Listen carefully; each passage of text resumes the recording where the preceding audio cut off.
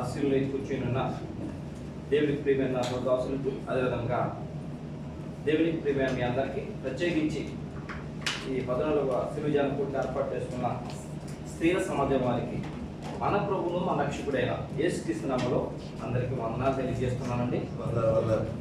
స్త్రీలెవరు కూడా వందనాలు చెప్తారు. ఉపవాసం చేసి శరీరం నాలుగు చిక్కిపోయి ఉన్నారు. దేవుడు బహుగా బలపరచను కాక.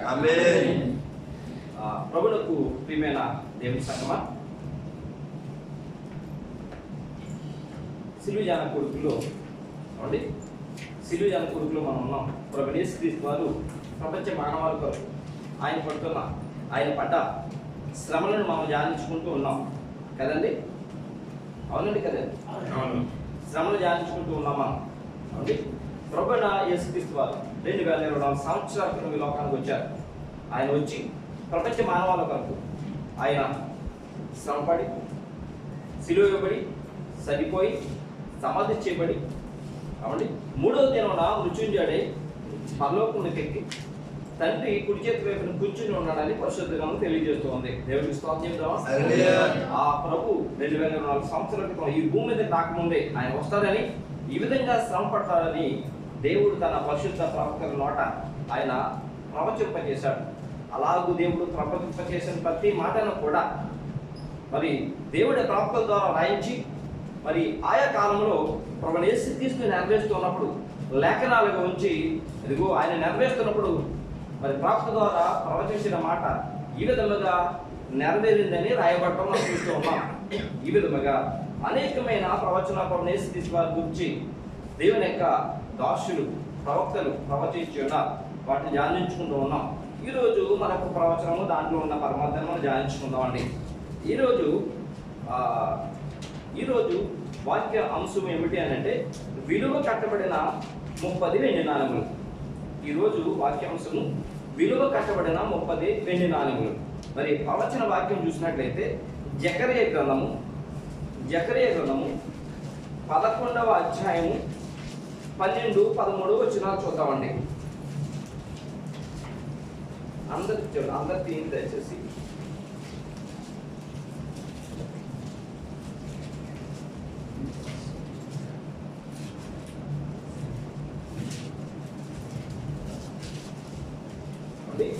జకరియా గ్రంథము 11వ అధ్యాయము 12, 13 వచనాలు. మీకు అనుకూలమైన ఎడల నా కూలి నాకు ఈడి, లేని ఎడల మానివేయుడని నేను వారితో అనగా, వారు నా కూలికై 30 తులముల వెండి తూచి ఇచ్చిరి. యెహోవా ఎంతో అపురముగా వారు నాకు ఏర్పరిచిన క్రయధనమును కుమ్మరికి పారవేయమని నాకు ఆజ్ఞేయగా, నేను ఆ 30 తులముల వెండిని తీసుకుని సరిపోతుంది యెహోవా మందిరములో కుమ్మరికి పారవేసిందని. దేవనామం మెప్పుకోవాలి కాక. ఫ్యాన్ ఆఫ్ చేస్తారా? బ్లింకింగ్ వస్తుందండి. ఏసీ దొరుకుతుంది కదా, ఫ్యాన్ ఆఫ్ చేయండి. వందనాలండి ఫ్యాన్ ఆఫ్ చేసినందుకు. చిన్న ప్రార్థన ఆల్రెడీ సహోదరి ప్రార్థన చేస్తున్నారు. చిన్న ప్రార్థన చేస్తూ ముందుకెళ్దాం. మహాగణుడు, మహోన్నతుడు, సర్వశక్తిమంతుడైన ప్రభువా, మీ ప్రియకుమారుడు రక్షణ యేసుక్రీస్తు వారు ఇప్పటికే 2024 సంవత్సరాల క్రితం భూమికి మీరు పంపించుటగా, ఆయన రాకముందే 700 సంవత్సరాల క్రితం మీ ప్రవక్త ద్వారా మాట్లాడిన ఆ యొక్క ప్రవచించిన మాటల్లో నీ పరమార్థాన్ని ప్రభా, ఆ తర్వాత కొన్ని 100 సంవత్సరాల తర్వాత ప్రభా అంత్య దినాల్లో కడవరి కాలంలో మీ బిడ్డలుగా తెలికెత్తు సంఘ పూజలను మేము ధ్యానించుకుంటుండగా ప్రత్యేకించి నిలబడి ఉన్న నేను ప్రభా దేవ, మాట నేర్పని కాదు ప్రభా, జ్ఞానం లేని వాడిని తండ్రి. ఒక నరుడు మాట్లాడితే ఎవరి వెంట కాబట్టి నాయన మీరే మీ ఆత్మచేత నన్ను ఆవరించి నా నోటి బోరగా చేసుకుని, ఆ యొక్క జకరియా గారు ఆ కాలంలో ఎందుచేత ఎలాగా ఏ విధంగా మాట్లాడారో మాటలోని పరమాత్మ మీ బిడ్డలకు వివరించడానికి మీ ఆత్మ సహాయం దయచేయమని ఆల్రెడీ సహోదరుని ప్రార్థన చేసిన ప్రభా, వారి ప్రార్థన ఆ ప్రార్థన బలముగా మీ సన్నిధికి చేరి పెట్టుకుని దయచేయమని మీ ప్రియకుమారుడు యేసుక్రీస్తులో ప్రార్థన చేస్తున్నాను పరమ తండ్రి. ప్రభువుకు ప్రియమైన సంగమా, జకరియా గారు, ప్రవక్త అయిన జకరియా గారు ప్రవచిస్తూ ఆయన అంటున్నారు, మీకు అనుకూలమైన ఎడల నా కూలి నాకు ఇవి, లేని ఎడల మానివేయడని నేను వారితో అనగా, వారు నా కూలికై 30 తులముల వెండిని తూచి ఇచ్చిరి. యెహోవా ఎంతో అపురూపంగా వారు నాకు ఏర్పరిచిన క్రయధనమును కుమ్మరికి పారవేయమని నాకు ఆజ్ఞేయగా నేను ఆ 30 తులముల వెండిని తీసుకుని యెహోవా మందిరంలో కుమ్మరికి పారవేసితిని. మరి జకర్యా 11:12 ఈ యొక్క వచ్చిన మొదటి లైన్ చూసినట్లయితే మీకు అనుకూలమైన ఎడల అంటే మీకు అనుకూలమైన ఎడల, ఎవరికి అనుకూలమైన ఎడల అంటే ఏమండి ఎవరైతే అనగా ఎవరైతే కూలి ఇస్తారో వాళ్ళకి. ఒక యజమానుడి దగ్గర దాసుడు పనిచేస్తూ ఉన్నప్పుడు దాసుడు యజమానుతో అనే మాటలు, అయ్యా మీకు అనుకూలమైన కూలి, మీకు అనుకూలమైన నాకు ఇవ్వండి అని దాసుడు యజమానితో అంటున్న మాటలు ఇవి. ఒక దాసుడు యజమానితో అంటున్న మాటలు, మీకు అనుకూలము లేకపోతే నీ ఉదయంలో నిశ్చయించిన ప్రకారం, లేక మీరు ఏదైతే అనుకుంటున్నారో, లేక నా కష్టానికి మీరు ఏదైతే ఇవ్వాలనుకుంటున్నారో అది మీకు అనుకూలమైనది అని అంటే, దీని గురించి పూర్తిగా మరి చక్కరిలో మీకు అర్థం కావాలంటే, ప్రభు యేసుక్రీస్తు వారు 2024 సంవత్సరాల క్రితం భూమి మీదకి వచ్చినప్పుడు ఆయన సువార్త ప్రకటిస్తూ ఆయన ఉపమానం చెప్పారు. ఏమిటా ఉపమానం అంటే ద్రాక్ష తోట ఉపమానం చెప్పారు. ద్రాక్ష తోట ఉపమానం. ఒక ద్రాక్ష తోట యజమాని అవండి, ఆయనకు ఒక ద్రాక్ష తోట ఉంది. ఆ ద్రాక్ష తోటలో కూలికి పెట్టుకోవడానికి కూలి వారి కోసం ఉదయమే లేచి సంత వీధిలోకి వెళ్ళాడు ఆయన. సంత వీధిలోకి వెళ్తే అక్కడ ఉన్న కొంతమందిని తను ఎంతైతే ఇస్తాడో, అంటే ఏదైతే అనుకూలం అనుకున్నాడో దాన్ని ఇవ్వడానికి కొంతమంది తీసుకొచ్చి ఆ కూలి పెట్టుకున్నాడు, పనులు పెట్టుకున్నాడు. ఆ తర్వాత మళ్ళా కొంతసేపు అయిన తర్వాత మళ్ళీ వెళ్ళాడు. సంత వీధిలో కొంతమంది నిలబడి ఉన్నారు. ఏమండి సంత వీధిలో మళ్ళీ కొంతమంది నిలబడి ఉన్నారు. ఈ విషయాలన్నీ కూడా మత్తయి సువార్త 20 అధ్యాయం 4 వచనాలు, 20 అధ్యాయము 1 వచనం నుంచి 15 వచనాలు కూడా ఇవి రాయబడి ఉన్నాయండి. ఏమండి ఇవి రాయబడి ఉన్నాయి. ఈ విషయాలు మీకు తెలియజేస్తున్నాను. ఏమండి మళ్ళీ వెళ్ళాడు. అలాగా ఇంచుమించు సాయంకాలం వరకు ఆయన వెళ్ళి ఆ సంత వీధిలో నిలబడి ఖాళీగా ఎవరు పనికి తీసుకోకుండా నిలబడి ఉన్న ఆ యొక్క కూలి వాటిని తీసుకొచ్చి తన ద్రాక్ష తోటలో పనికి పెట్టాడు. ఆయన పనికి పెట్టి ఏమండి ఆయన ఏమంటాడంటే 4 వచనం చదవండి 24. మీరును నా ద్రాక్ష తోటలోకి వెళ్ళి ఏమి న్యాయమో అది మీకు ఇచ్చినని వారితో చెప్పగా సరిపడిన వారు వెళ్ళదు. ఏమి న్యాయమో నేను అనగా ఒక యజమానుడు తన దాసుడికి ఏదైతే ఇవ్వదలుచుకున్నాడో దాని గురించి ఇక్కడ ఈ యొక్క వాక్యంలో చెప్పబడింది. అంటే కూలి యజమానుడు దాసుడికి ఇచ్చేది ఏంటండి? కూలి అంతే కదండి, కూలి. అయితే ఈ లోకంలో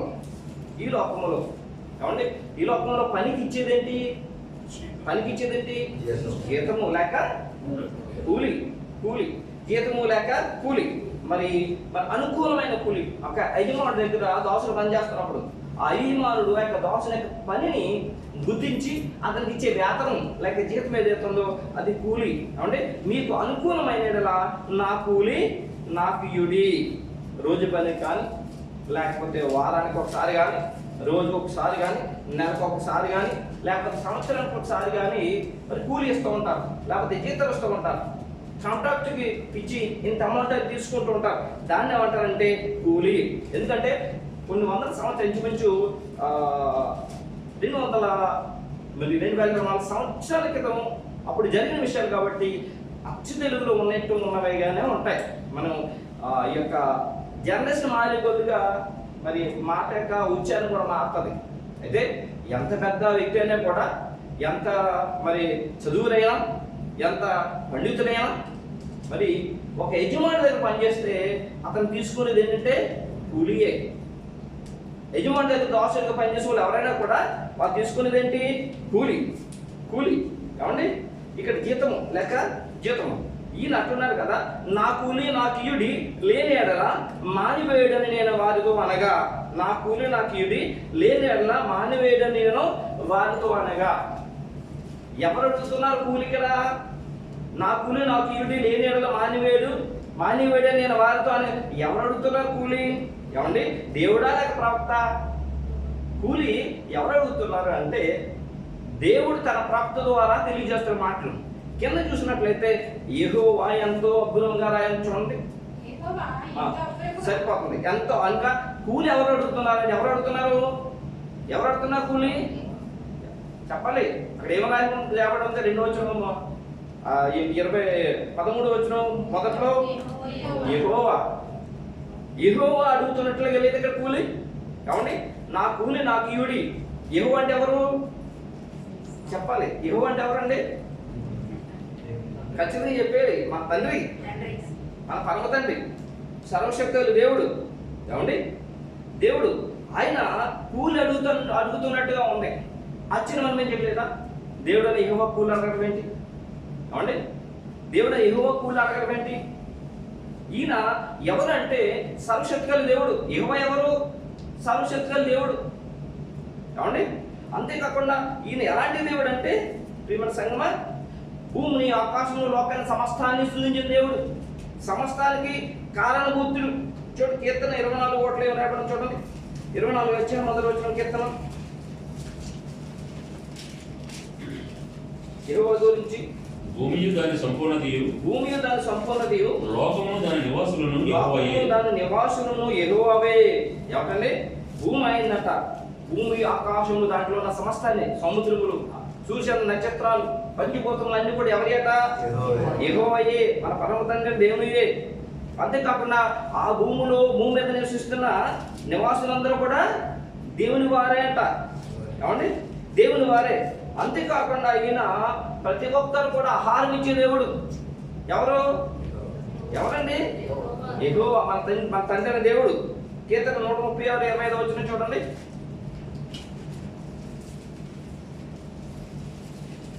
కీర్తన గ్రంథం 136:25 వచ్చిన.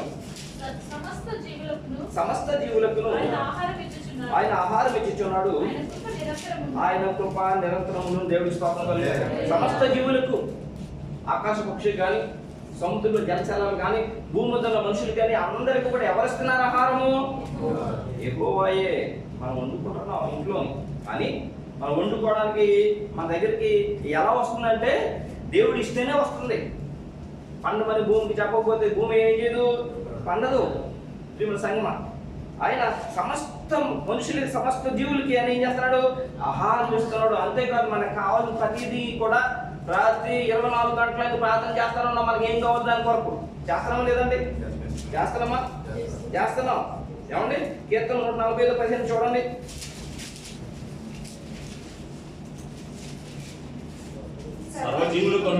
సమస్త జీవుల కన్నులు నీ వైపు చూచుచున్నవి. తగిన కాలమందు నీవు వారికి ఆహారం ఇచ్చుదు. నీవు నీ గుప్పులు విప్పి ప్రతి జీవి కోరికను తృప్తిపరుస్తున్నావు. దేవుడికి స్తోత్రం కలుగును గాక. ప్రతి ఒక్కరూ ఆకలి తీస్తున్నాడు ఆయన. ఏమండి? వారికి ఏం కావాలి అది ప్రతి జీవి కోరికను కూడా ఆయన గుప్పులు విప్పి తీరుస్తూ ఉన్నాడు. అనగా ఈయన సర్వశక్తి గల దేవుడు. అసాధ్యం అనేది ఏమీ ఈయనకి లేదు. అలాంటి దేవుడు కూలి అడగడం చెప్పండి. ఏమండి? నా కూలి నాకు ఇది లేని మానవేడని అలాంటి దేవుడు అడగడం ఏంటి? కూలి ఆశ్చర్యం అనిపించట్లేదా? అయితే ఆయన అడుగుతున్నాడు కానీ ఆయన కాదు. ఆయన అడుగుతున్నాడు కానీ ఆయన కాదు. ప్రియమైన సంగమా, పరలోకమందు అత్యున్నతమైన మహిమ గల సింహాసనం మీద ఆయన ఆశీర్వాదంగా, ఏమండి, ఆయన నోటుతో ఏదైతే పలుకుతూ ఉన్నాడో, ఏమండి, వాటిని అంతటినీ నెరవేర్చే ఒక ఆయన ఉన్నాడు. దేవుడికి స్తోత్రం కలుగును గాక. ఏమండి? అదంతటినీ నెరవేర్చే ఒక ఆయన ఉన్నాడు. ఏమండి? ఆయన గురించి దేవుడు చెప్తున్నాడు, యెహోవా చెప్తున్నాడు. అప్పుడప్పుడు క్షుణ్ణంగా మీకు వివరించాలనుకున్నాను. కోపం వచ్చిందనుకోండి, ఏమంటామంటే నా గురించి నీకు తెలియదు, నాలో ఇంకొకడు ఉన్నాడు, ఆడి బయటకు వెళ్తే మాత్రం ఏమండి తట్టుకోలేరంట. ఏమండి? ప్రతి మనుషులకు ఒకరు ఉంటాడు. ప్రతి స్త్రీలో, ప్రతి పురుషులో ఉంటాడా లేదండి? తప్పనిసరిగా ఉంటాడు. కోపం వచ్చినప్పుడు బయటకు వస్తాడు. ఏమండి? బాధకు వెళ్ళినప్పుడు బయటకు వస్తాడు. అంటే జాగ్రత్త సుమి, ఒక్కసారి కనుక మళ్ళా నేను వెనక్కి వెళ్తే నేను మామూలు కాదు, విశ్వరూపం బయటకు వస్తాడు అన్నమాట. అంటే ప్రతి మనుషులు ఇంకా వెళ్తున్నాడు. ఒకవేళ కనుక దేవుడు మహాకృపడి మనం రక్షణ పడ్డాం, ఆ రక్షణ పడకపోతే పాతోడే బయట ఉంటాడు. అంటే దేవుడు మహాకృప బట్టి ఇప్పుడు అప్పుడప్పుడు వస్తున్నాడు బయట. ఏమంటే ఇంకో మనిషిలోనే ఇంకో మనిషి ఉంటే, మనిషిలోనే ఇంకొక మనిషి ఉంటే దేవుడిలో ఇంకెంతమంది దేవుళ్ళు ఉంటారు చెప్పండి. దేవుడికి స్తోత్రం కలుగును గాక. ఆయన ఎంత శక్తిమంతుడు చెప్పండి. దేవుడు పరలోకమందు మహిమ గల సింహాసనాన్ని కూర్చుని భారతదేశంలో ఎక్కడో మూలనాలో ప్రార్థన చేసినా, పాకిస్తాన్లో ఉన్న ప్రార్థన చేసినా, అమెరికాలో ప్రార్థన చేసినా, లండన్లో ప్రార్థన చేసినా కూడా వింటాడు ఒకేసారి. దేవుడికి స్తోత్రం కలుగును గాక. ప్రపంచమంతా కూడా ఎవరు ఎక్కడ చేసినా కూడా ఏమండి వారికి ప్రత్యక్షమై వారి కోరికలు తీస్తూ ఉంటాడు. ఈయన ఎంత శక్తిమంతుడు చెప్పండి. సర్వాంతర్యామి. ఏమండి సర్వశక్తి గల దేవుడు, ఆయనలోకి ఆయన ఉన్నాడు. ఆయన ఏమండి మనం ఒక ఆయన గురించి చెప్పుకున్నాం. అందుకనే మన పరమ తండ్రి దేవుడికి ఎన్ని ఆత్మలు ఉన్నాయి చెప్పండి. ప్రస్తుతం రాయబడిన ఆత్మలు ఏమండి ప్రకటనలో రాయబడి ఉన్నాయి 7 ఆత్మలు. 7 ఆత్మలు ఆయన మహిమ గల సింహాసనం ఎదుర్కొనగా 7 ఆత్మలు ప్రజ్వలించుచున్నవి. అవి నా ఆత్మలు దేవుడు సెలవిచ్చాడు. దేవుడు నామమున మహిమ కలుగును గాక. ఏమండి ఆయన తన ఆత్మ చేత ప్రతి చోట ప్రతి స్థలంలో ఒకే స్థలంలో ఉండగల శక్తిమంతుడు ఆయన. ఆయనలో ఉన్న ఆయనను గురించి ఇక్కడ ప్రవక్త ప్రవచిస్తూ ఉన్నాడు. ఆయనలో ఉన్న ఆయన గురించి విపులంగా బయటకు తీసుకొస్తాను నేను. పవన్ యేసుక్రీస్తు స్వాత పరిశుభ్ర కాలంలో యేసుక్రీస్తు అన్నారు. యోహాను స్వాత 17:20లో, యోహాను స్వాత 17:20లో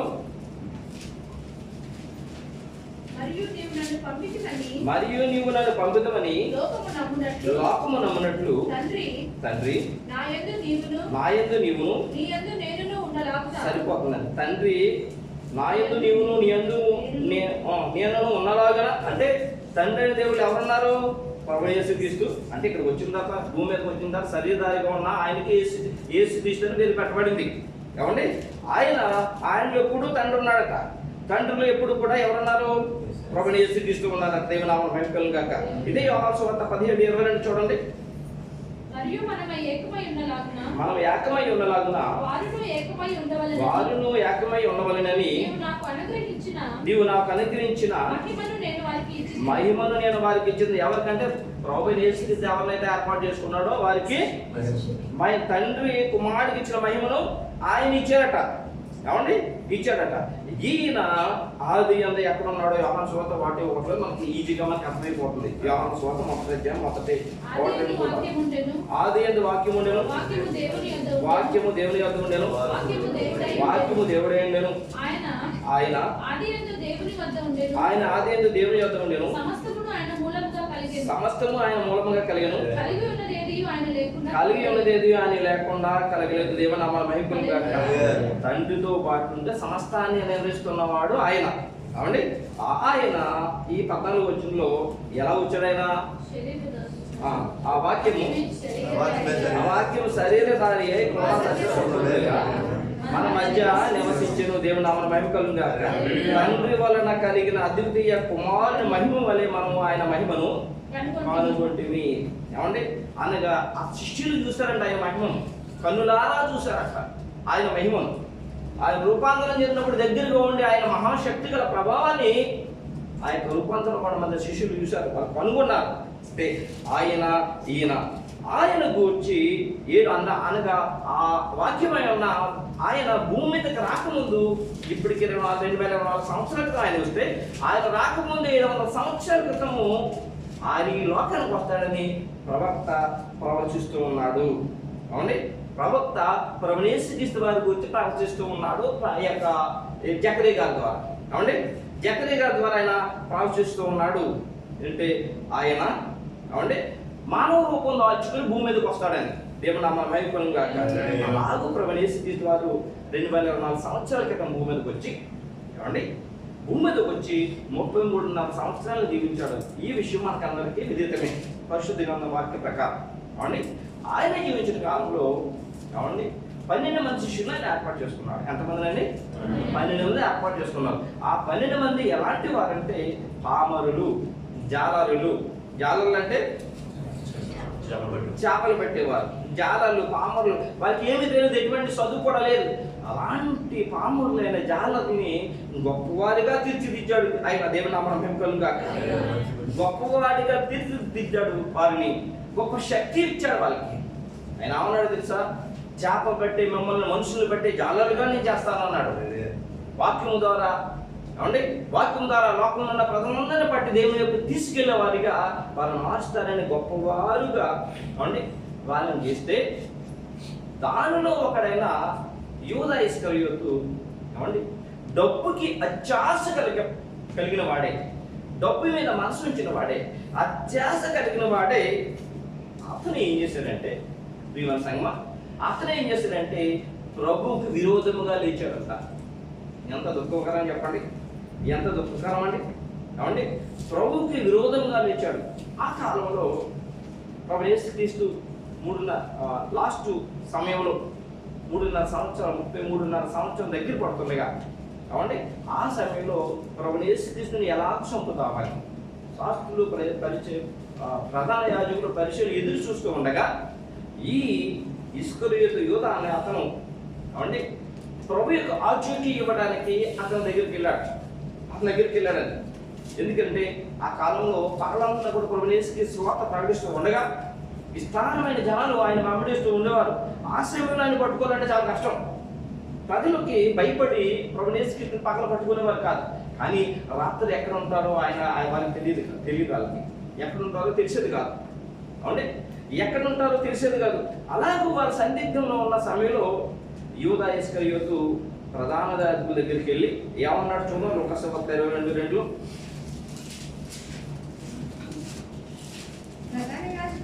ప్రధాన యాజకులను శాస్త్రులను ప్రజలకు భయపడేది కనుక ఆయనను ఎలాగ చంపిద్దామని ఉపాయం వెతుకుచుండిరి. అంతటా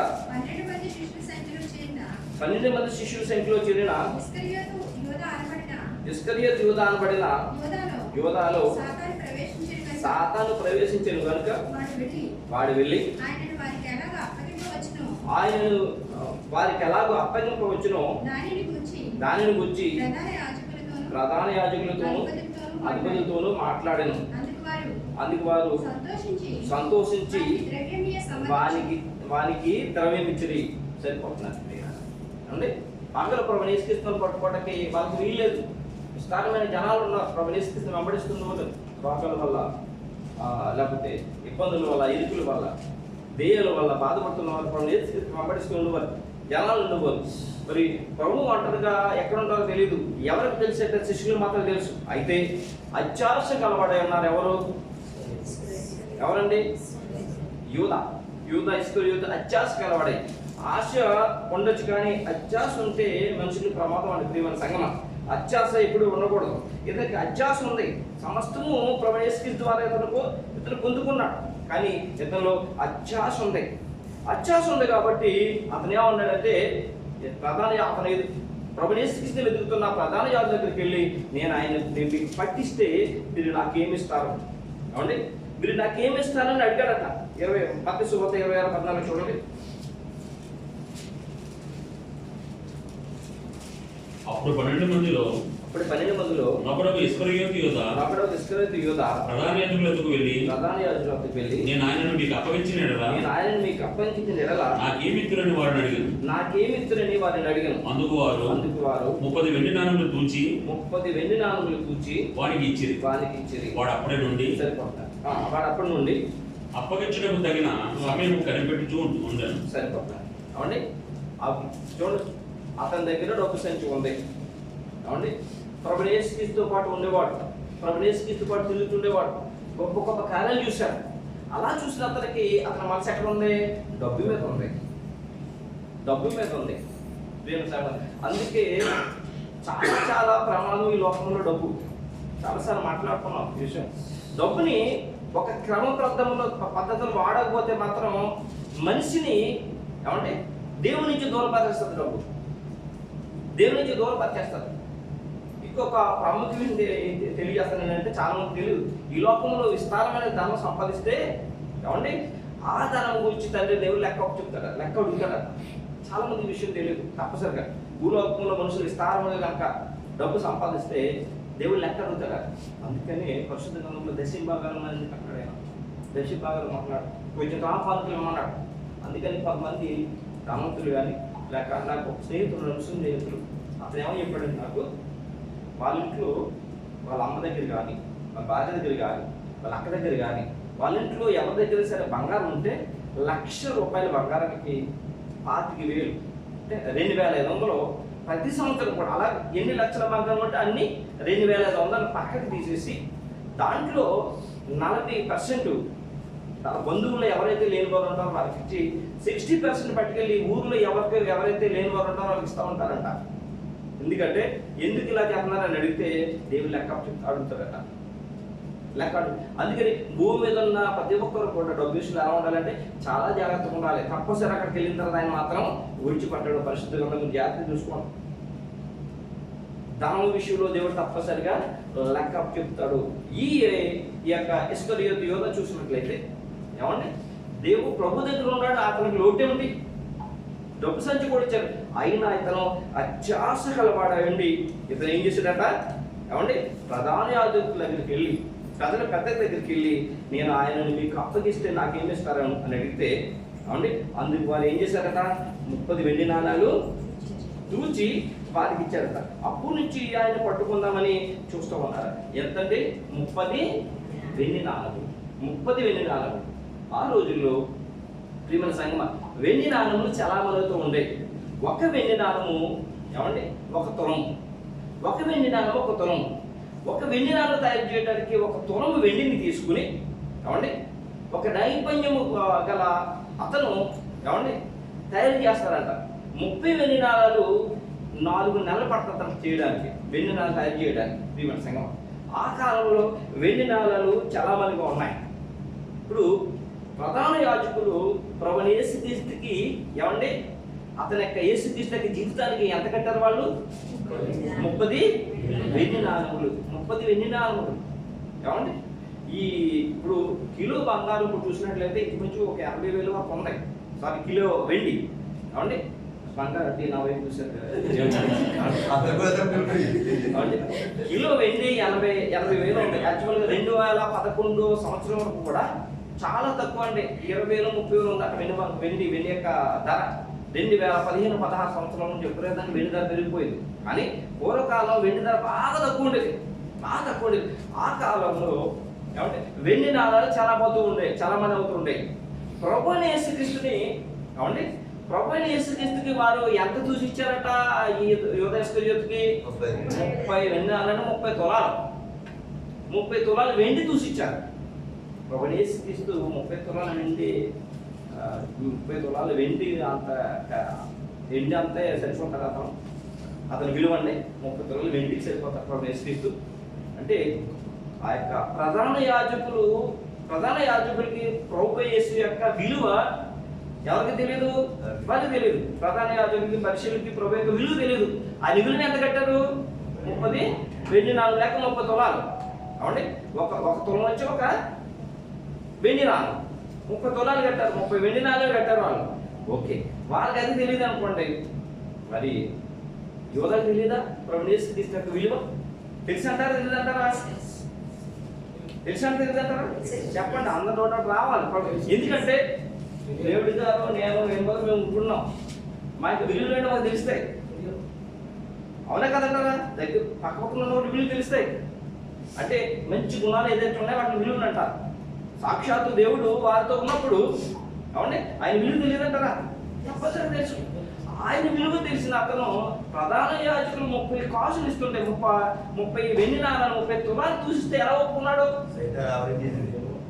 ఎలా ఒప్పుకున్నాడు? సైతాన్ ఆవరించి ఎలా ఒప్పుకున్నాడు చెప్పండి? ఆశ ఏదో ఒక దొరికిన చాలని చెప్పి అతను ప్రభువైన యేసుక్రీస్తుని బహునిత్యముగా తక్కువగా వెలగట్టాడు. ప్రభువైన యేసుక్రీస్తుని ఎవరు? యూదా ఇస్కరియోతు.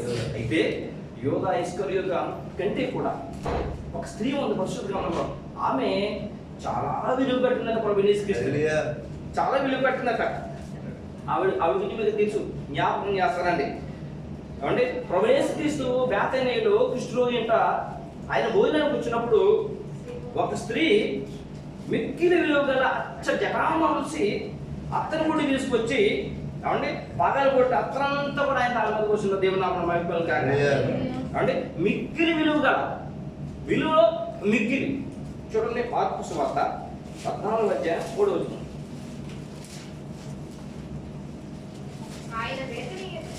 ఆయన బేతనియాలో కుష్ఠరోగి అయిన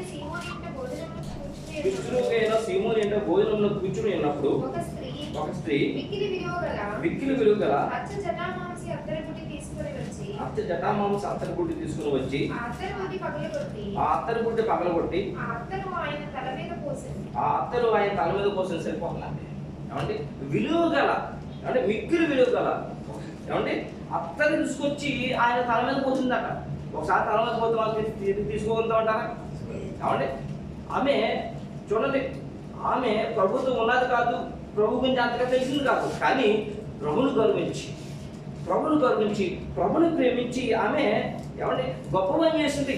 కానీ కూడా ఉన్నాడు, ఆయన విలువ ఏంటో తెలుసు, ఆయన గొప్పతనం ఏంటో తెలుసు, అతనితో తిన్నాడు, అతనితో ఉన్నాడు. అయితే ఇతనికి ఏమి తెలియదట, ప్రభువైన యేసుక్రీస్తు విలువ ఇతనికి తెలియదు. ఈ యోధా గురించి ఏమండి యోహాను సువార్తలో ఏమో రాయబడింది చూడండి. యోహాను సువార్త 13:8.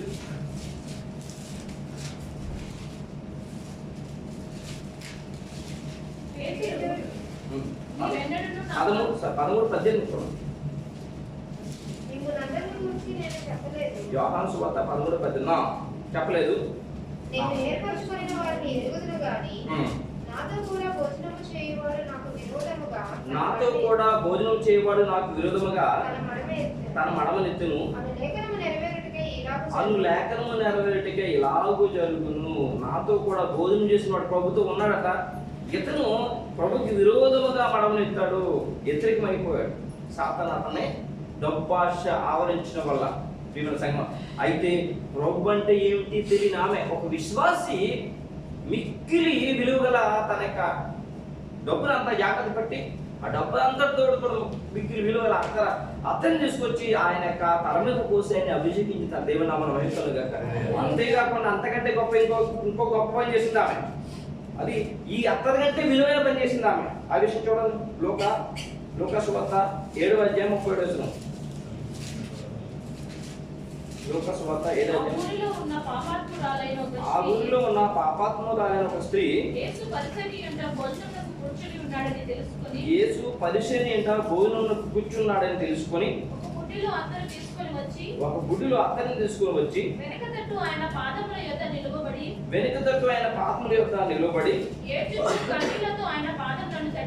ఏడ్చుచు కన్నీళ్లతో ఆయన పాదములను తడిపి తన తల వెంట్రుకలతో తుడిచి ఆయన పాదములను ముద్దు పెట్టుకొని ఆ అత్తరు వాటికి పూసిన దేవుని నామమున మహిమకలుగాక. ఆ ఊరిలో ఉన్న పాపాత్మురాలైన ఒక స్త్రీ ఈవిడ గురించి ఏమండి లోక గారు ఇంకా క్షుణ్ణంగా రాశారు ఆమె చేసిన గొప్ప పనిని గురించి. ఏమండి ఆయన భోజనం కూర్చున్నప్పుడు వెనక తట్టుగా వెళ్ళిందట.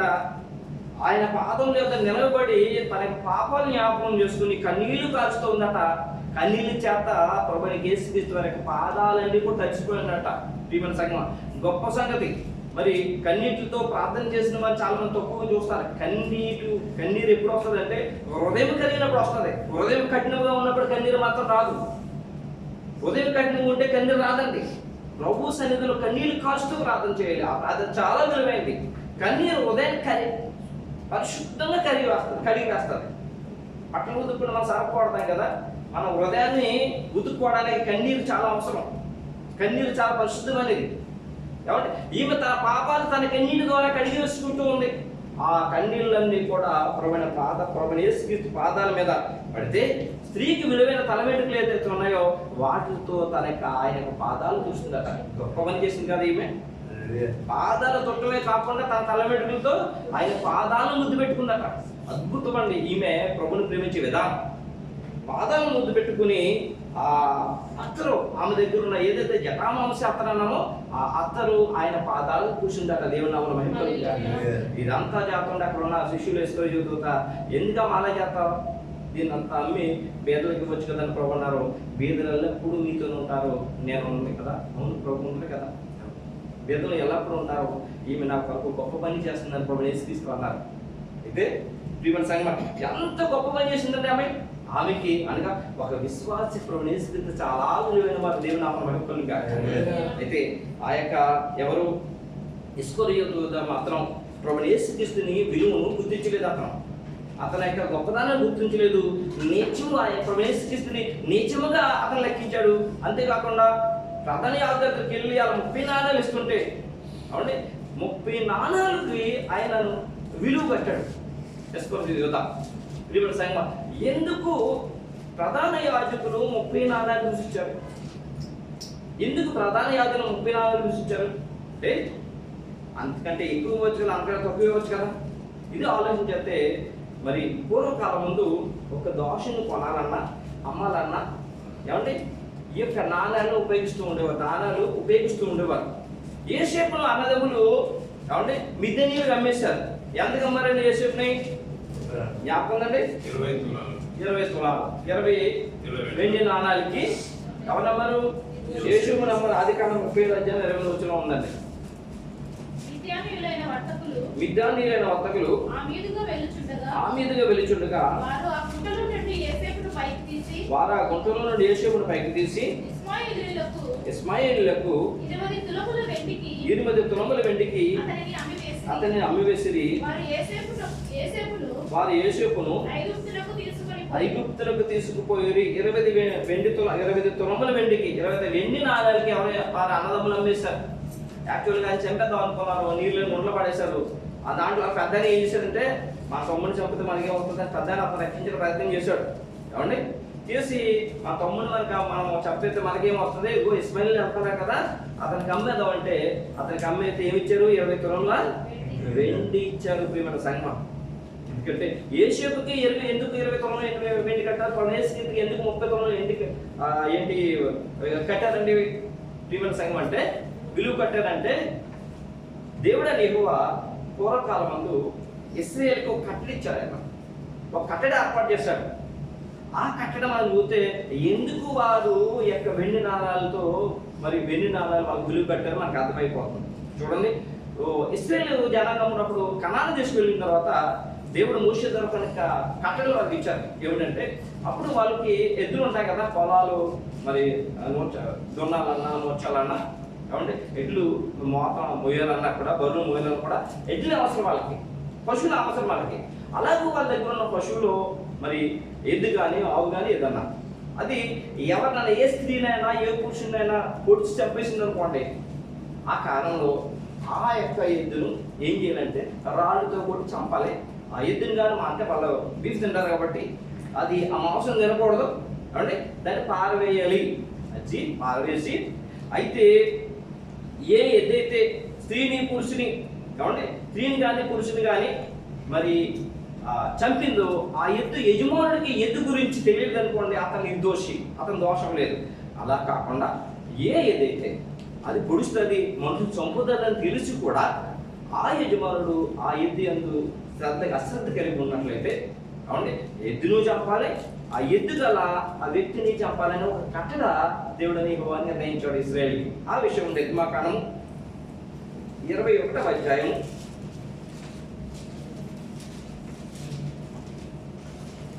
28-29 వచనాలు. నిర్గమాకాండం ఎద్దు పురుషునైనను స్త్రీనైనను చావ పొడిచిన ఎడల నిశ్చయముగా రాళ్లతో ఆ ఎద్దును చావగొట్టవలెను. దాని మాంసం తినకూడదు. అయితే ఆ ఎద్దు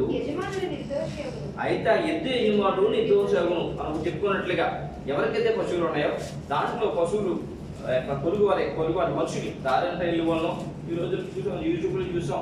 ఏమంటే ఆవు స్కూల్కి వెళ్ళే పిల్లల్ని కొమ్ముతో పొడిచేస్తున్నాయి. చాలా భయంకరం. వీటి గురించి రాయించాలేమో దేవుడు. చాలా భయంకరం. చాలా పిల్లలు స్కూల్కి వెళ్ళే పిల్లల్ని కొమ్ముతో లేక పడేసి చిన్న పిల్లల్ని పొడిచేస్తున్న ఇష్టానుసారంగా. అందుకే రాయించడం అనిపించింది నాకు ప్రభు. అవునండి, పశువులు మనుషులు చంపేస్తాయండి. కొన్ని పశువులు వాటిని జాగ్రత్త పెట్టాలి. అయితే ఆ సమయంలో ఆ ఎద్దు స్త్రీనైనా పురుషునైనా చంపినట్లయితే ఆ ఎద్దు రాళ్ళతో కొట్టి దాన్ని చంపాలట అని చంపాలట. అయితే చూడండి 29 చూడండి. ఆ ఎద్దు అంతకు ముందు పొడిచినదే అని దాని యజమానునికి తెలుపబడిన వాడు భద్రము చేయకుండటం వలన అది పురుషునైనను స్త్రీనైనను చంపిన ఎడల ఆ ఎద్దును రాళ్లతో చావకొట్టవలెను, దాని యజమానుడు మరణ శిక్ష ఉండవలెను. ఎందుకంటే ఆ ఎద్దు పొడుస్తుందని, ఆ ఎద్దు మనుషులు చంపుతుందని ఆ యజమానుడికి తెలుసు. తెలిసినప్పుడు అతను ఏం చేసుకోవాలి? భద్రం చేసుకోవాలి, జాగ్రత్త పట్టుకోవాలి, జాగ్రత్త చూసుకోవాలి.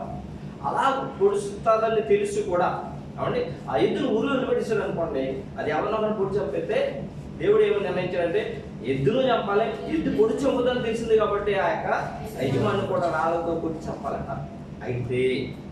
అయితే అలాగూ మరి మొదటిసారి ఎవరైతే అలాగూ అశ్రద్ధగా ఉండి ఆ ఎద్దును పట్టుకోకుండా ఉంటారో అప్పుడు ఏ వ్యక్తినైనా, పురుషునైనా, స్త్రీనైనా చెప్పుకున్నప్పుడు ఆ చనిపోయిన వారి కుటుంబం వచ్చి ఏ ఎద్దుగల యజమాని దగ్గరికి వచ్చి ఇది ఏమంటే అయ్యా నువ్వు చేసిన పని అని అడిగినప్పుడు, నువ్వు చేసిన పని ఏంటి, నువ్వు ఎందుకు ఇలా చేస్తావు, దానికి నువ్వు మరణానికి పాత్రను అని చెప్పి వాళ్ళు అడిగినప్పుడు ఆ ఎద్దుగల యజమానుడు, అయ్యా నా వల్ల పొరపాటు అయిపోయింది, ఇంకొకసారి నేను అలా చేయను, ఆల్రెడీ మరి నా ఎద్దును నేను కట్టలేకపోయాను, అది విడిచిపెట్టేశాను, అది పొడిచింది కాబట్టి, చనిపోయిన వాడు ఎలా తిరిగి రాడు కాబట్టి నేను ఇంకొకసారి అలా పని చేయను కాబట్టి, మరి చనిపోయిన వారికి మరి మీరు ఎంత డబ్బు నిర్ణయిస్తారు అది మీరు నాకు చెప్పినట్లయితే అది నేను ఇస్తాను అని అతను అన్నట్లయితే అప్పుడు ఎవరైతే చనిపోతారో ఆ కుటుంబం వారు వారి యొక్క పోషణ మొత్తము, లేకపోతే వారి పిల్లల పోషణ మొత్తము, ఆ భర్త చనిపోతే భార్యకి ఏమివ్వాలంటే పరిక్రియధనం ఇవ్వాలట. అంటే చనిపోయిన అతను మారుగా డబ్బు వారికి ఇవ్వాలి. అప్పుడప్పుడు యాక్షన్ జరుగుతుంటాం, మనం చెప్తూ ఉంటాం. యాక్షన్ జరుగుతున్నప్పుడు ఏమంటే ఒకసారి మనుషులు చనిపోయినప్పుడు కోర్టు కొంత డబ్బు వేస్తుంది. లేదంటే మన ఊర్లో ఉన్న పెద్దలు ఏం చేస్తారు, వాళ్ళ దగ్గరికి వెళ్ళి ఆ పెద్దలు కూర్చుని మరి ఆ వ్యక్తి చనిపోడు కదా అంటే ఇతనేమంటాడంటే, అయ్యో నేను చంపాలని చెప్పలేదండి, అలా జరిగిపోయింది, ఏం చేయమంటారని అడిగితే, అలా ఎలా కుదురుతుందయ్యా, అలా కుదరదు, చంపాను కాబట్టి అతను భార్య పిల్లలు ఉన్నారు, పిల్లల్ని చదివించుకోవాలి, కుటుంబాన్ని పోషించుకోవాలి, అతను ఎలా బతుకుతాడు, మరి ఏం చేయమంటారు, అయితే అతనికి ఎంత డబ్బు నిర్ణయించాం, ఆ కుటుంబానికి ఎంత డబ్బు నిర్ణయించాం, అతని తండ్రి స్థానంలో ఆ డబ్బు నువ్వు కట్టాలి అన్నప్పుడు అతను కట్టి తీరాలి. దాన్ని పరిక్రయధనం అంటారు. ఏంటంటే పరిక్రయధనం ఉపయోగించి చూడండి, అవి వానికి పరిక్రయధనం నియమింపబడిన ఎడల వానికి నియమింపబడిన అన్నిటి ప్రకారము తన ప్రాణ విమోచన నిమిత్తము ధనము చెల్లింపవలెను. అంటే ఒక అతను చనిపోతే ఏమండి వేరే అతను కూడా ఏం చేయాలి, రాళ్లతో కొట్టి చంపాలి. దేవుడు రాయించాడు కదండి. అలాగని అయితే అతను చంపకుండా అతని ప్రాణాల బదులు ఏమిస్తున్నారు, ధనం ఇస్తున్నారు. ప్రియమైన సంగమం, ధనం ఇస్తున్నారు. ఆ ధనము ఎంతనంటే 30 వెండి నాణాలు. ఎంతండి? 30 వెండి నాణాలు దేవుడు నిర్ణయించింది. 30 వెండి నాణాలు. చూడండి, ఇశ్రాయేలు జనాంగానికి దేవుడు నిర్ణయించిన వెండిని గురించి నిర్గమకాండం 30 అధ్యాయం 11-12 వచనాలు చూడండి. మరియు యెహోవా మోషేతో ఇట్లా నేను నీవు ఇశ్రాయేలును లెక్కింపవలెను, వారు లెక్కింపబడి వేళకు ప్రతివాడు యెహోవాకు తన ప్రాణ పరిక్రయ ధనము నిచ్చుకొనవలెను. అలాగే చేసిన యెడల నీవు వారిని లెక్కించినప్పుడు వారిలో ఏ తెగులు పుట్టదు. అంటే ఇశ్రాయేలులో ఉన్న జనాలకి దేవుడు తన ప్రాణ విమోచన కొరకు ఒక ధనము ఆయన ఏర్పాటు చేశాడు. వారు ఆ ధనాన్ని ఏం చేయాలంటే మరి ఇవ్వాలి. అవి ఆ మనుషులకి అరతులమాట. అరతులము కింద వచ్చి చూసినట్లయితే అరతులము ఇవ్వాలని రాయబడి ఉంది. అరతులం అంటే తులంలో సగం ఇవ్వబడింది. కానీ ఒక అతను కనుక వేరొక అతన్ని తన యొక్క ఎద్దులు కానీ ఎవరిని కానీ చెప్పినట్లయితే అతనికి ప్రాణం ఇవ్వాలి. కాబట్టి ప్రాణానికి బదులుగా ఏమి కడుతున్నారు అంటే వెండి 30 తులములు వెండి పరిక్రయ ధనము. అంటే అతనికి బదులుగా ఈ వెండి ఇవ్వాలని చెప్పి వారు నిర్ణయించారు. అనగా ఇప్పుడు మనం చూడాలి, ప్రభునేసుకి వరకు ఏం రాయబడింది, ఏమిటో మీకు అనుకూలమైన నెల ఇకరే కదా 11-12 మీకు అనుకూలమైన నెల నా కూలి నాకు ఇయ్యడి, లేని ఎల్లా మానివేయుడని నేను వారితో అనగా వారు నా కూలిగా 30 తులములు వెండి చూసిది. ఇస్కరియోతు యూదా ప్రధాన యాజకుల దగ్గరికి వెళ్ళి, అయ్యా ఆయన ఎక్కడ ఉంటాడో నాకు తెలుసు, ఆయన మీకు పట్టిస్తాను, నాకు ఏమి ఇస్తారంటే ఎంత ఇచ్చారు వాళ్ళు? 30 తురముల వెండి ఇచ్చారు. 30 తురములు వెండి ఇచ్చారు. ఎవరికి ఇచ్చారండి? ఇస్కరియోతు యూదా. ఎవరు ఇస్కరియోతు? ఇక్కడ ఏమన్నాడు? అతను అంటే ఇస్కరియోతు ప్రవణేశ్వరుడు ఎవరు? స్నేహితుడు, నాతో కూడా భోజనం చేసిన వాడు, నాతో ప్రయాణం చేసిన వాడు. ప్రవణేశ్వరుడు వారు శిష్యులు ఏమన్నారు తెలుసా అండి? స్నేహితుడు అని పిలిచేవాడు ఆయన. చక్కగా అంటే ప్రభు యొక్క ఇంట్లోని వాడు యూదా. ఎవరైనా చనిపోతే ఎవరైనా ఒక కుటుంబంలో ఒక వ్యక్తి చనిపోతే ఆ కుటుంబం వారికి ఇవ్వాలి, పరిక్రయ ధనం ఇవ్వాలి. ప్రభుని యేసుక్రీస్తు యొక్క ఏమండి ప్రభుని యేసుక్రీస్తు యొక్క జీవం లేక ప్రాణం విలువ ఎవరికి ఇస్తున్నారు? ఎవరికి ఇచ్చారు వాళ్ళు? ఇస్కరియోతు యూదాకి ఇచ్చారు. అదే ప్రభుని యేసుక్రీస్తు అనే మాట ఇక్కడ భక్తుడు ద్వారా దేవుడు పలికించే మాట. మీకు అనుకూలమైన ఎడల నా కూలి నాకు ఇవ్వడి, లేని ఎడల మానివేయడని వారితో అనగా, వారు నా కూలికై 30 తురముల వెండి తూచి ఇచ్చిరి. దేవుడికి స్తోత్రం కలుగాక. ఓకే, తూచి ఇచ్చిన బాగా ఉంటుంది. మరి ప్రభుని యేసుక్రీస్తు కూలి కట్టారు. ఇది 30 తురములు ఒక వ్యక్తి ఇంచుమించు 4 నెలల పాటు తయారు చేస్తాడు. అతను కూలి అంటది. ప్రభుని యేసుక్రీస్తు కూలా అంటే ప్రభుని యేసుక్రీస్తు ఆయన దేవుడైనా కూడా ఈ లోకానికి ఒక కూలి చేసే దాసుడుగా ఈ లోకానికి వచ్చాడు. ఆ విషయం మీకు చూపిస్తాను చూడండి. మార్కు సువార్త 10:45. మార్కు సువార్త 10:45. మార్కు సువార్త 10:45. మనుష్య కుమారుడు పరిచారం చేయించుకున్నట్టుకు రాలేదు కానీ పరిచారం చేయుటకును అనేకులకు ప్రతిగా విమోచన క్రయధనముగా తన ప్రాణము ఇచ్చుటకు. మనిషి కుమారుడు పరిచారం చేయించుకున్నట్టుకు రాలేదు. పరిచారం అంటే సేవ. ఆయన సేవ చేయించుకోవడానికి రాలేదు, సేవ చేసేవాడుగా. సేవ చేసేవాడు ఏమంటారు? దాసుడు అంటారు. దాసుడికి ఇచ్చేది ఏంటి? కూలి కూలినా? దాసుడికి ఇచ్చేది కూల. ఆయన కూలి దొరికింది అక్కడ. ఎవరు దొరికింది? ఆ ఇంట్లోనే ఇస్కరియోతు యూదా దొరికింది. ఈయన పరిచారం ఏమండి చేయించుకున్నది రాలేదు, ఈయన చేయటానికి వచ్చాడు. అందుకే శిష్యులందరూ కూర్చోబెట్టి వాళ్ళందరి పాలు అడిగాడు. ఆయన అడిగేసి వాళ్ళతో ఏమన్నా తెలుస్తుంది, నేను ఏదైతే చేశానో మీరు కూడా అదే చేయండి. అలాగూ అందరు చేస్తే ఏమవుతుందండి? అలా అందరి చేత ఏమవుతుంది? అందరూ దాసులు అవుతారు. దేవుడికి స్తోత్రం. అందరూ అడుగుతున్నారు. ఇది అలాగే అడుగుతున్నారు. మన సంఘంలో కూడా నెలకోసారి పెడితే బాగుంటుందేమో. దేవుడు ప్రభుని యేసుక్రీస్తు తన శిష్యులకు అడిగారు. అడిగినప్పుడు ఆయన ఏమన్నా తెలుసా? మీరు కూడా అలా చేయండి, నేను పరిచారం చేయించుకుంటూ రాలేదు, చేయడానికి వచ్చాను అనగా నేనేమో ఎవరిని? దాసుని మళ్ళీ తగ్గించుకున్న దాసుడు ఆయన. నేను దాసుని అయితే మీరు కూడా పరిచారం చేస్తే వాళ్ళు ఏమవుతారు? వాళ్ళ దాసులు అవుతారు. ప్రభుని ప్రేమించిన వాళ్ళందరూ కూడా అలా చేస్తే ఏమవుతారు? దేవుడు నామాలు నింపుకలుగా ప్రభుని యేసుక్రీస్తు యొక్క స్వరూపంలోకి వాళ్ళు మారుతారు. అందుకే ఆయన కూలి ఇవ్వబడింది. ఈ విధముగా ప్రభుని యేసుక్రీస్తు వారికి ప్రధాన యాజకులు 30 తులాల వెండి చూస్తే ప్రభుని పట్టుకుందామా అని చూశాడు, పట్టి అప్పు చెబుతాను చూశాడు. ఎవరో యూదా ఇస్కరియోతు యూదా ఆనాడు ఒలివల కొండకి వెళ్ళినప్పుడు ఏమంటే రాణువు గారిని తీసుకుని ప్రజల్లో అధికారం తీసుకుని ఎక్కడ తీసుకెళ్ళాడు? ప్రభున్న స్థలానికి తీసుకెళ్ళి ముద్దు పెట్టి బాధకుడా నీకు సుమ్మది ఎవరికి అప్పచెప్పాడండి?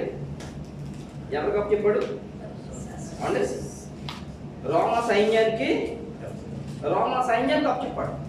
రోమా సైన్యానికి అప్పచెప్పినప్పుడు వారు ప్రభువును పట్టుకుని వారు ఆ రాత్రే ప్రధాన యాజకులకి ఇంటికి తీసుకెళ్ళిపోయి ఆ రాత్రంతా ఆయన్ని ఇబ్బంది పెట్టారు, హింసించారు. ఉదయం అతను మళ్ళా పిలాతు దగ్గర తీసుకొచ్చారు. పిలాతు దగ్గర తీసుకొచ్చినప్పుడు పిలాతు ఏం చేశాడంటే 30 కొరడా దెబ్బలు విధించాడు. మొట్టమొదటిగా వీళ్ళందరూ చంపేమన్నారు.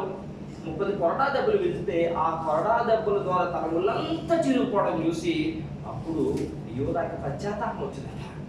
ఈ మామూలు పశ్చాత్తాపం, అయ్యో నేను అంత పొరపాటు పని చేశాను, నిరపరాధి రక్తాన్ని నేను చిందించానే అని చెప్పి ఏమండి ఆ శిక్షను చూసి చాలా బాధపడి ప్రధాన యాజకుల దగ్గర మళ్ళీ వెళ్ళిపోయి పరుగు పనులు, అయ్యో నిరపరాధి రక్తాన్ని మీకు అప్పచెప్పాను, ఇదిగో మీ యొక్క మీరు ఇచ్చిన 30 తురముల వెండి 30 నాళాలు మీరు తీసుకోండి అని చెప్పన్నాడు.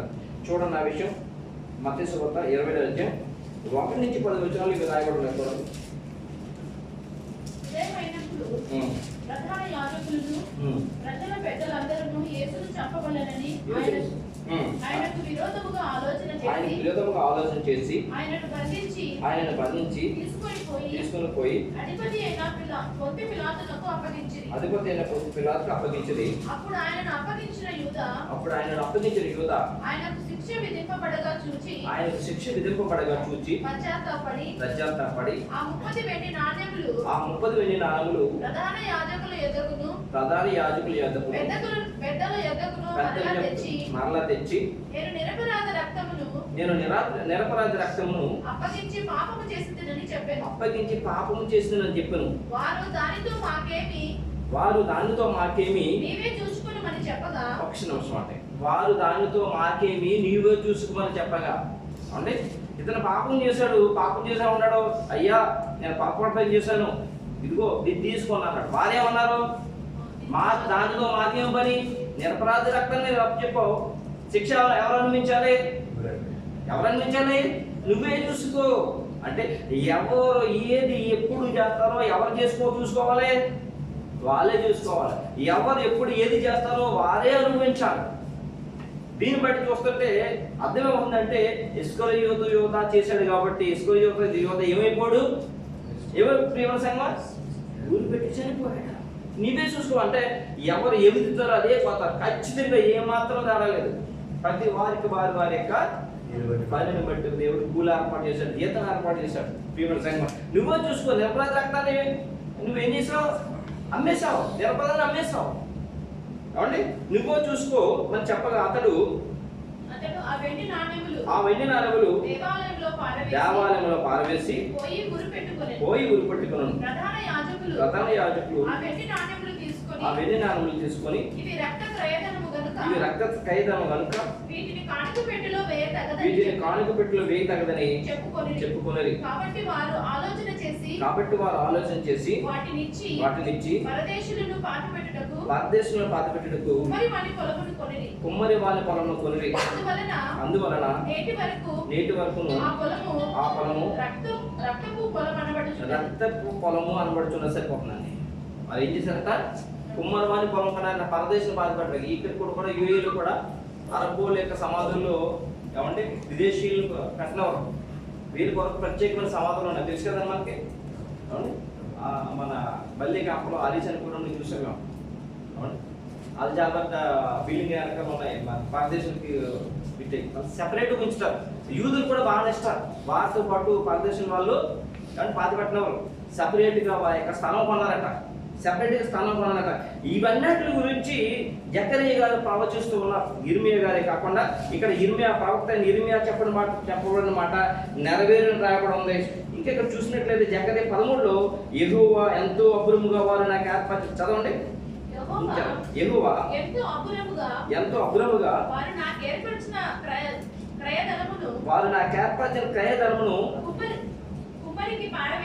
కుమ్మరికి పారవేయమని నాకు ఆజ్ఞేయగా నేను ఆ 30 తులముల వెండిని తీసుకుని సరిపోతుంది. యెహోవా మందిరంలో కుమ్మరికి పారవేసి తీసుకెళ్ళి ఎక్కడ పారవేశాడు? యెహోవా మందిరంలో పారవేశాడు. ఆ వెండి తీసుకెళ్ళి వారు కుమ్మరి పొలం కొన్నారు పారవేసి పాతి పెట్టడానికి. ప్రియమైన సంఘం అదే మాటను జకరియా ఇక్కడ అదే మాటను ప్రవక్త ఇర్మియా ప్రవచిస్తూ చూడండి 9వ వచనం మత్తయి సువార్త.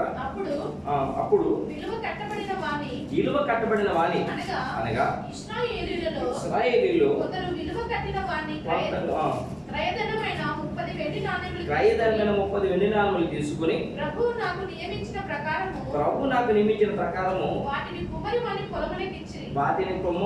పొలంలోకి ఇచ్చిరి అని ప్రవక్త అయిన ఇర్మియా ద్వారా చెప్పబడిన మాట నెరవేరు. దేవుని ప్రవక్త ప్రవచించాడు, జకరియా ప్రవచించాడు. 30 వెండి నాణెములు చూసి ఏమన్నాడో ఏమన్నారంటే అబ్బురముగా చాలా జాగ్రత్తగా ఆయనకి విలువ పెట్టారట. ఎంతో అబ్బురముగా చాలా జాగ్రత్తగా విలువ పెట్టారట. ఎవరిని దేనికి విలువ పెట్టారు? ప్రవేశిస్తాక రక్తము ఏమండి క్రయధనముగా ఆయనకు బదులుగా ఏమండి ఆయన ప్రాణానికి ఏం కట్టారు? ఏమండి విలువ కట్టారు 30 వెండి నాణములు. ఎంతో అపురూపంగా, అంటే ఎంతో జాగ్రత్తగా నాకు ఏర్పరిచిన క్రయధనం అనగా రక్త క్రయధనం. ఆయన యొక్క రక్తము యొక్క విలువ. కీర్తన 49:9 ప్రభుని యేసుక్రీస్తు వారి యొక్క రక్త విలువ 39 ఏమంటే30 వెండి నాణాలు విలువ కడితే ఆ యొక్క విలువ గురించి కీర్తన కూడా తెలియజేస్తున్నాడు. చూడాలి,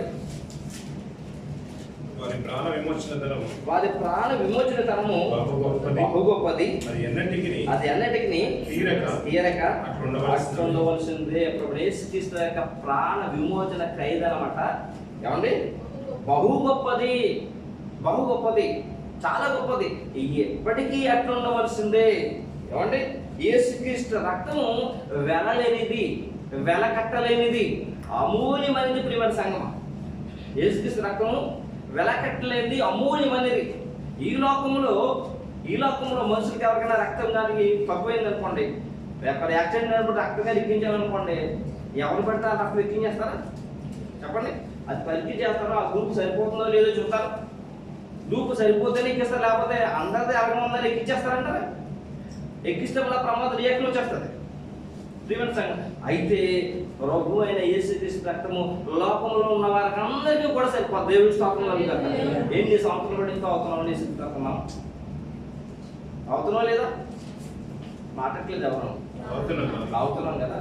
మరి ప్రతి ఒక్కరికి సరిపోతుంది యేసుక్రీస్తు రక్తం. దేవుడికి స్తోత్రం కలుగుతుంది. ఆయన అందరికీ ప్రభుని యేసుక్రీస్తు రక్తం సరిపోతుంది.